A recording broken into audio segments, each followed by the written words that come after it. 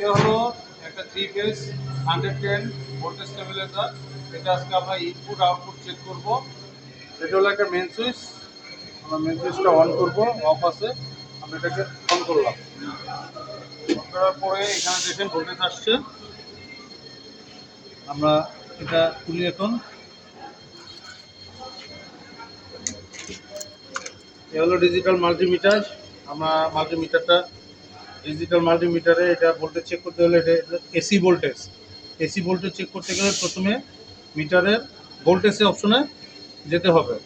ভোল্টেজে যাওয়ার পরে এখানে দেখেন ডিসি আছে, ডিসিকে এসি করতে হবে। তাহলে সিলেক্টর সুইচের মাধ্যমে এসি করলাম।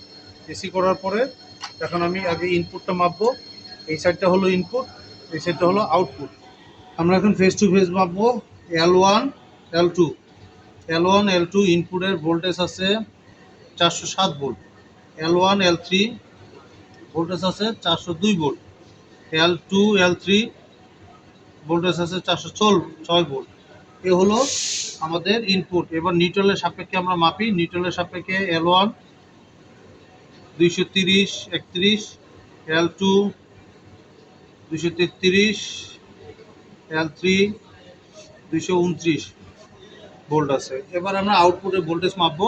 এটা হলো 3 ফেজ 110 ভোল্টেজ, তাহলে অবশ্যই এখানে ফেস টু ফেজ 220 ভোল্ট থাকার কথা। দেখি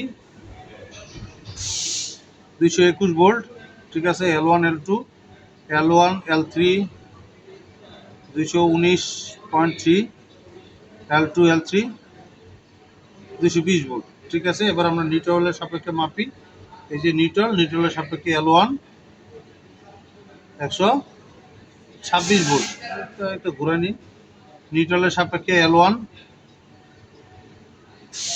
125 ভোল্ট, L2